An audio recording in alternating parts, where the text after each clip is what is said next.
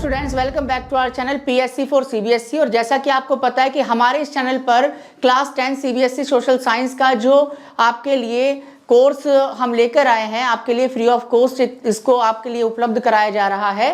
ठीक है, ताकि आप अपनी आगे आने वाली जो परीक्षाएं हैं उसमें आप बहुत ज़्यादा बेटर कर सकें। इसीलिए इसी उद्देश्य से हमने ये कोर्स आपके लिए लेकर आए थे अपने चैनल के ऊपर। ठीक है, तो यहाँ पर अब हम डिस्कस करेंगे अपना चैप्टर नंबर 4 औद्योगिकीकरण का जो युग है, इसके बारे में हम डिस्कस कर रहे हैं। और ये हमारा जो है सेकंड लेक्चर है। कौन सा लेक्चर है? ये हमारा सेकंड लेक्चर है चैप्टर नंबर 4 का। अगर आप हमारे इसके अलावा और जो लेक्चर हमने इसमें प्रोवाइड कराए हैं आपको सीबीएसई क्लास 10th का जो हमारा सिलेबस चल रहा है, तो उसको आप हमारे चैनल PSC फॉर CBSE इसको आप क्या कर लें, इसको आप सब्सक्राइब कर लें और अपने दोस्तों के साथ में भी इसको शेयर करें, वीडियो को लाइक करें। साथ में आप देखोगे कि जब आप हमारे चैनल को सब्सक्राइब करेंगे तो वहां पर आप प्लेलिस्ट में जाकर आप देखेंगे कि जो SST का हमारा जो कोर्स है और उसमें जो हमारे प्रीवियस लेक्चर्स हैं वो सब आपको वहां पर मिल जाएंगे। आप अगर पीछे से देखेंगे, प्रीवियस तरीके से देखेंगे आप, तो आपको और ज्यादा अच्छी तरीके से समझ में आएगा। पहले पीछे वाली वीडियो देखेंगे, देन उसके बाद में अगर आप आगे वाली वीडियो देखेंगे तो आपको स्टेप बाय स्टेप चीजें और ज्यादा अच्छी तरीके से समझ में आएंगी। इसके साथ में इसका जो PDF है फ्री ऑफ कॉस्ट आपके लिए उपलब्ध कराया जाएगा हमारे टेलीग्राम चैनल पर। टेलीग्राम चैनल पर आप जुड़ सकते हैं, जिसका लिंक डिस्क्रिप्शन में दिया गया है, वहां पर आपको फ्री मिल जाएगा। तो अब हम अपने लेक्चर की शुरुआत कर लेते हैं। आइए दोस्तों, CBSE class 10th chapter number 4 औद्योगिकीकरण का युग, और साथ में हमने आपको बताया कि ये इसका सेकंड लेक्चर है। फर्स्ट लेक्चर आपको यहां से मिलेगा प्लेलिस्ट में जाकर। आप जब सब्सक्राइब करेंगे चैनल को तो वहां पर प्लेलिस्ट में आपको मिल जाएगा। यहां से हम शुरुआत करेंगे आज अपने लेक्चर की। यूरोप के उद्योगपति मशीनों के स्थान पर हाथों के श्रम को अधिक पसंद क्यों करते थे? भाई देखिए, थोड़ा सा अजीब आपको लगेगा। क्यों लगेगा? कि देखिए, एक तरफ तो औद्योगिकीकरण चल रहा है, औद्योगिकीकरण में एक तरफ तो बड़े बड़े कारखाने लग रहे हैं, बड़ी बड़ी मशीनें लग रही हैं, फिर भी जो उद्योगपति हैं वो मशीनों को ज्यादा पसंद नहीं कर रहे। किसको ज्यादा पसंद कर रहे हैं? हाथों के श्रम को ज्यादा पसंद कर रहे हैं। ऐसा क्यों? तो यहां पर सबसे पहले आप देखेंगे, ब्रिटेन में उद्योगपतियों को मानव श्रम की कोई कमी नहीं थी। देखिए, वहां पर जो मानव थे, as a labour, as a श्रमिक, है ना, मजदूर, उनकी वहां पर कोई कमी नहीं थी। तो क्यों वह मशीनों पर निवेश करें, क्यों वह मशीनों पर खर्चा करें? इसीलिए ब्रिटेन में उद्योगपतियों को, देख रहे हैं आप, मानव श्रम की कमी नहीं है, इसीलिए वो किसको पसंद कर रहे हैं? श्रमिकों को या हाथ के श्रम को पसंद कर रहे हैं। देन उसके अलावा मशीनों को लगाने में बहुत ज्यादा क्या लगता है? पूंजी, बहुत ज्यादा पैसा लगता है। तो सस्ता काम हर कोई करना चाहता है, और सस्ता क्या था? हाथ का श्रम। इसीलिए उद्योगपति मशीनों की बजाय हाथ के श्रम को पसंद करते थे। देन इसके अलावा आप देखोगे, कुछ मौसमी उद्योगों के लिए श्रमिक अधिक उपयुक्त थे। अब एक बात बताइए आप, अगर किसी उद्योगपति ने मशीन लगाई और एक तरफ है हाथ का श्रम, तो जो हाथ का श्रम है भैया, ये जब तक काम करेगा, ये जब तक इसको क्या देना पड़ेगा? जब तक ही इसको पेमेंट देना पड़ेगा। ठीक है, देन उसके बाद में जब ये काम नहीं करेगा तो इसका पेमेंट भी नहीं देना पड़ेगा। रही बात मशीनों की, मशीनों में आप लगाओगे तो ज्यादा पैसा भी लगेगा। अगर आपका खास तौर से मौसमी उद्योग है, यानी ऐसा उद्योग, तो 6 महीने तो आपका क्या होता है? 6 महीने तो काम होता है, और फिर 6 महीने आपका काम नहीं होता, या वर्ष के कुछ महीने काम होता है और कुछ महीने काम नहीं होता। और आपने बड़ा क्या लगा दिया? आपने बड़े पैमाने पर पूंजी का भी निवेश कर दिया मशीनों में, तो वो पैसा आपके लिए खराब हो जाएगा, क्योंकि आपकी मशीन कुछ महीने क्या पड़ी रहेगी? बंद। क्योंकि आपका उद्योग मौसमी उद्योग है, मौसम के अकॉर्डिंग उसमें काम होगा, देन उसके बाद में वो बंद हो जाएगा। तो ऐसे मौसमी उद्योगों के लिए भी जो श्रमिक थे वो ज्यादा अच्छे माने जाते थे। इसके अलावा आप देखो, कुछ बारीक डिजाइन और खास आकार वाली जो वस्तुएं बनती थी, क्या कह रहे हैं? कुछ बारीक डिजाइन वाली वस्तुएं और कुछ खास आकार वाली जो वस्तुएं होती थी वो केवल हस्त कौशल पर ही निर्भर थी। किस पर निर्भर थी? हस्त कौशल पर, यानी हाथों से ही वो केवल बनाई जा सकती थी, ज्यादा परफेक्ट, ज्यादा अच्छी बनती थी। किसकी तुलना में? मशीनों की तुलना में। इसीलिए जो उद्योगपति थे वो मशीनों के स्थानों पर हाथ के श्रम को अधिक पसंद करते थे। तो आई होप आपको ये वाला टॉपिक समझ में आ गया होगा। देन हम अगले टॉपिक की तरफ आगे बढ़ते हैं। मजदूरों की जिंदगी देखिए कैसी थी। जब बड़े बड़े उद्योग स्थापित हुए, औद्योगिकीकरण आया, तो मजदूरों की जिंदगी में किस तरीके का परिवर्तन आया, वो परिवर्तन सकारात्मक था या नकारात्मक था, वो हम इन पॉइंटों की सहायता से देखेंगे। तो पहला पॉइंट देखेंगे, श्रमिकों को कम वेतन प्रदान किया जाता था। भाई देखिए, मजदूरों के जीवन में कोई विशेष बदलाव देखने के लिए नहीं मिला। मजदूरों के जीवन में कोई सकारात्मक और कोई उल्लेखनीय बदलाव नहीं था। बस यहाँ पर मजदूरों की जो स्थिति थी वो और ज्यादा खराब हो गई, बद से बदतर हो गई। उनको गांवों से शहरों में लाया गया और उनको कम वेतन पर भी काम कराया जा रहा है। उनको सैलरी, उनको पेमेंट अच्छा नहीं दिया जाता था। इसके अलावा मजदूरों का जो जीवन था वो दयनीय था। दयनीय यानी कि बहुत खराब जीवन था। उनको किसी भी तरीके की सुविधा भी नहीं दी जाती थी और वो सुविधाग्रस्त जीवन जीते थे। बुरी तरीके से उनके साथ में व्यवहार किया जाता था। दूसरा, नौकरी मिलने की संभावना जो होती थी वो दोस्तों, संबंधियों व पहचान पर आधारित होती थी। यानी आपको शहर में अगर नौकरी चाहिए तो आपको पहले से क्या वो कोई वहां आपको जानता है? क्या पहले से उस कारखाने में आपका दोस्त काम करता है या आपका कोई रिलेटिव काम करता है या पर्सनली आपको वहां कोई पहचानता है? यानी कि नए व्यक्ति को काम मिल पाना बहुत मुश्किल था। जब तक उसको काम नहीं मिलता था, जब तक पहले से उसको कोई दोस्त या उसका कोई संबंधी या उसकी कोई पहचान ना हो, नए व्यक्ति को काम नहीं देना पसंद करते थे। इसके अलावा मौसमी उद्योग, जो मौसम के आधार पर, मौसम के अनुसार जो उद्योग होते थे, जो प्रोडक्शन होता था, वहां आप देखोगे कि जब मौसम क्या हो जाता था, आउट ऑफ सीजन हो जाता था, तो मौसम के बाद जो उद्योग क्या हो जाते थे, बंद हो जाते थे। मान लीजिए सर्दियों में कोई उद्योग है तो सर्दियों में तो वो काम हो रहा है, और जब सर्दियां चली गई, मौसम क्या हो गया, थोड़ा गर्म हो गया, तो आप देखोगे कि जो मौसम के निकलने के बाद में उद्योग क्या हो जाते थे, बंद हो जाते थे, और जो लोग उन उद्योगों में काम करने वाले होते थे वो बेचारे खाली हो जाते थे, वो बेरोजगार हो जाते थे, उनके पास में काम नहीं होता था।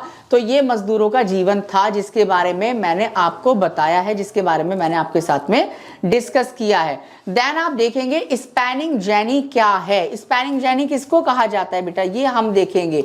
तो स्पैनिंग जेनी यानी कि एक मशीन है, और ये कौन सी मशीन है? देखिए, स्पैनिंग जेनी एक मशीन है। स्पैनिंग जेनी इसका नाम दिया गया था। यह है सूत काटने वाली एक मशीन है। किसको काटने वाली? सूत को काटने, काटना मत लिख देना। देखिए, काटना अलग शब्द है, ठीक है? तो आप ये ना सोचे कि मैं शायद काटना बोल रहा हूं लेकिन मैं बोल नहीं पा रहा और मैं इसको गलत इसका उच्चारण कर रहा हूं का, ठीक है? तो आप देखना कि मैं जो बोल रहा हूं, मैं बोल रहा हूं काटना, ना कि काटना। तो इसको आपको ध्यान रखना है। यह है सूत काटने वाली एक मशीन है, जिसको किसने बनाया था? एक व्यक्ति है जिसका नाम था हरगिव्सलीबर्ग, ठीक है? हरगिव्सलीबर्ग, जेम्स हरगिव्सलीबर्ग ने इसको बनाया था। कब बनाया था? 1764 में इसको बनाया गया था। कब बनाया गया था? 1764 में। स्पैनिंग जेनी जो सूत को काटने वाली एक मशीन थी, जिसको जेम्स हरगिव्सलीबर्ग ने बनाया था, और इस मशीन का लोगों ने बहुत ज्यादा क्या किया था? विरोध। इस मशीन का बहुत ज्यादा लोग विरोध कर रहे थे। क्यों? क्योंकि बहुत सारे लोगों का काम तो ये अकेली मशीन ही कर देती थी, जिसकी वजह से लोग क्या हो रहे थे? जिसकी वजह से लोग बेरोजगार हो रहे थे, बेरोजगारी की दर में वृद्धि हो रही थी, और इसीलिए मजदूरों ने गुस्सा होकर, नाराज होकर, क्योंकि वो बेरोजगार हो रहे थे, उनका रोजगार इस मशीन ने छीन लिया था, इसीलिए लोग परेशान होकर और लोगों ने नाराज होकर स्पैनिंग जेनी नाम की जो मशीन थी, इस पर क्या करना शुरू कर दिया? इस पर हमला करना शुरू कर दिया। इन मशीनों को तोड़ना फोड़ना शुरू कर दिया था, ठीक है? इसके अलावा नेक्स्ट टॉपिक है हमारा उपनिवेशों में उद्योगों की गति, उपनिवेशों में औद्योगिकीकरण, ठीक है? ये हमारा टॉपिक है कि जिन देशों को ब्रिटेन ने या यूरोप के देशों ने अपना गुलाम बनाया, अब उन देशों की बात की जाए कि उन उपनिवेशों के अंदर या उन गुलाम देशों के अंदर औद्योगिकीकरण कैसे आया। तो यहाँ पर हम सबसे पहले देखेंगे भारतीय कपड़ों का युग, क्योंकि सबसे पहले सूती वस्त्र उद्योग जो थे वही सबसे ज्यादा बड़े पैमाने पर और सबसे पहले स्थापित किए गए थे। तो भारतीय कपड़ों का युग, इसको दो भागों में बांटा गया है। एक तो मशीनों से पहले का युग, जब इंडिया में मशीनें नहीं हुआ करती थी, हाथों से कपड़े वगैरह बुनते थे, और दूसरा मशीनों के जो बाद वाला युग था, जब मशीनों का प्रचलन शुरू हुआ, मशीनों का प्रयोग शुरू हुआ, तो उसके बाद वाला युग कैसा था भारतीय कपड़ों के उद्योगों का, इसके बारे में हम चर्चा करेंगे। तो सबसे पहले देखिए, जो फर्स्ट पॉइंट है हमारा, मशीनों से पहले का युग, पहले इसके बारे में चर्चा करेंगे, देन मशीनों के बाद वाला युग।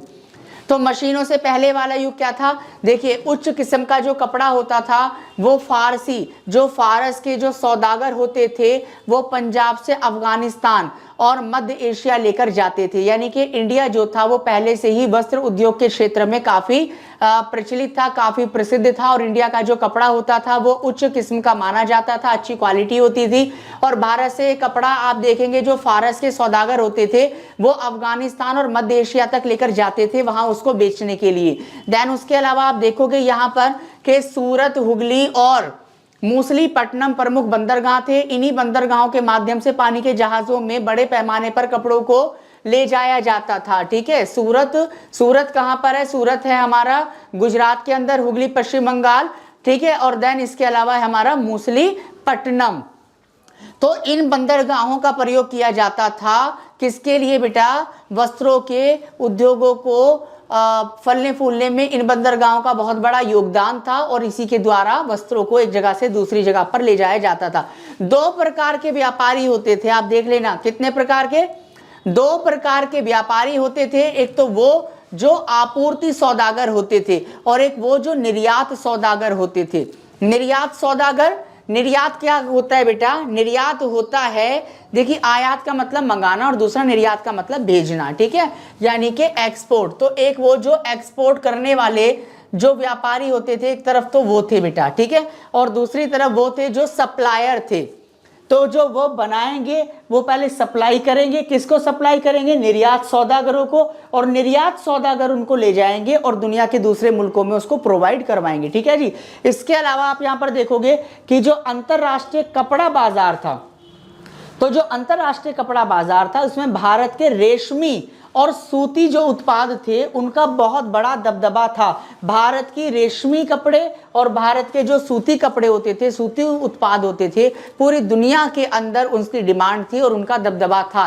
और मैं ये तब की बात बता रहा हूँ सारी, जब मशीनों से पहले का युग था, जब हाथों से ही काम हो रहा था, मशीनें नहीं थी। देन अब बात कर लेते हैं हम मशीन उद्योगों के बाद। ठीक है, जब बेटा मशीनें आ गई, जब बड़े बड़े उद्योग लगने लगे, उनमें मशीनें स्थापित होने लगी, तो किस तरीके से भारत के कपड़े उद्योग के अंदर क्या क्या चेंजेस आए वो हम यहाँ पर देखेंगे इन पॉइंटों की सहायता से। तो पहला पॉइंट लिखा है कि देखिए, जो यूरोपीय कंपनियां थी, यूरोपीय कंपनियों की जो ताकत थी वो लगातार क्या हो रही थी? बढ़ती जा रही थी। जब बड़े बड़े उद्योग और मशीनें लगने लगी तो जो भारतीय जो उद्योग था वो धीरे धीरे पिछड़ने लगा, और यूरोपीय कंपनियों ने लगातार अपनी ताकत को बढ़ाना शुरू कर दिया। सूरत और हुगली जैसे जो पुराने बंदरगाह थे वो अब क्या पड़ने लगे? वो कमजोर पड़ने लगे। बंबई और कलकत्ता जैसे जो पुराने बंदरगाह थे, ठीक है बेटा, वह भी क्या पड़ने लगे? वह भी अब कमजोर पड़ने लगे थे। इससे भारत का जो कपड़ा उद्योग था वो बुरी तरह से क्या हुआ? प्रभावित हुआ। क्योंकि अब आप देखोगे कि मुंबई, कोलकाता, सूरत, हुगली, मूसलीपट्टनम, जो भी उस समय के प्रमुख बंदरगाह थे, उन सारे बंदरगाहों पर एक तरीके से यूरोपीय कंपनियों ने अपना अधिकार कर लिया था।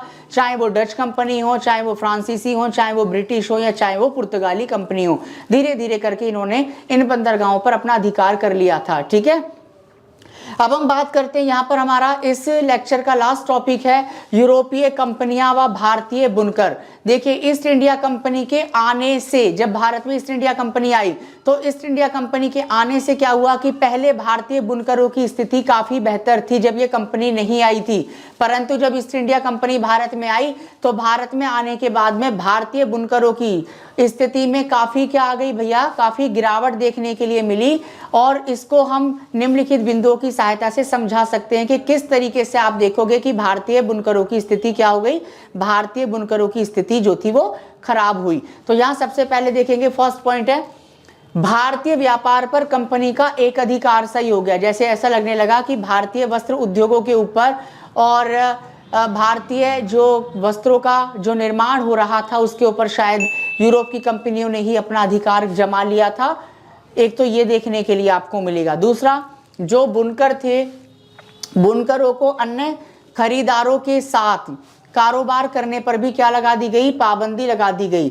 जो बुनकर थे, भारतीय बुनकर, वो खरीदारों के साथ में डायरेक्ट कोई कारोबार नहीं कर सकते थे और अपना कपड़ा नहीं बेच सकते थे। उसके ऊपर इन कंपनियों ने पाबंदी लगा दी जब ईस्ट इंडिया कंपनी भारत में आई। दूसरा देखेंगे, बुनकरों की निगरानी के लिए गुमाश्ता नाम के वेतनभोगी कर्मचारी नियुक्त कर दिए गए। ठीक है, यानी कि एक नई पोस्ट आई, गुमाश्ता इनको कहते थे। और ये जो गुमाश्ता होते थे, इनका कोई काम नहीं होता था, बस इनका काम ये था कि कोई बुनकर खाली ना बैठे, वो मतलब किसी भी तरीके से अपने काम में कोताही ना करे, कटौती ना करे और सही तरीके से सही ढंग से काम करे। तो बुनकरों की निगरानी के लिए कंपनी ने गुमाश्ता नाम के कुछ वेतनभोगी, यानी जिनको सैलरी दी जाती थी और इसी बात की सैलरी दी जाती थी कि उनको क्या कर रहे हैं, इनकी निगरानी करनी है। और लास्ट पॉइंट है हमारा, बुनकरों को कंपनी से होने वाली जो कीमत थी, ठीक है, कीमत भी क्या हो गई बेटा, काफी कम हो गई। यानी कि बुनकरों से काम भी करवा रहे हैं, उनको कीमत भी क्या दे रहे हैं, कीमत भी उनको काफी कम दे रहे हैं। उनको कहा गया कि जो भी आप बुनाई करोगे, जो भी आप कपड़ा बनाओगे, वो कम कीमत पर किसको दोगे,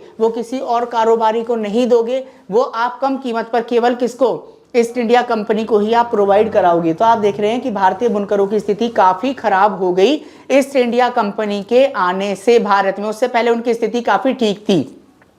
चैनल पर आप अगर नए हैं तो चैनल को सब्सक्राइब कर लें, वीडियो को अपने दोस्तों के साथ में शेयर करें, वीडियो को लाइक कर दें यदि आपकी कोई समस्या है। और यदि आपको कुछ ऐसे विचार हैं जो आप हमारे साथ में शेयर करना चाहते हैं आपसे पढ़ाई से रिलेटेड, तो आप कमेंट बॉक्स का भी इस्तेमाल कर सकते हैं। इसका PDF जो है वो हमारे टेलीग्राम चैनल पर आपको मुफ्त में मिल जाएगा और टेलीग्राम चैनल का जो लिंक है वो डिस्क्रिप्शन में दिया गया है। तो मिलते हैं अपने नए लेक्चर के साथ में इसी चैनल पर PSC 4 CBSE पर। Thank you.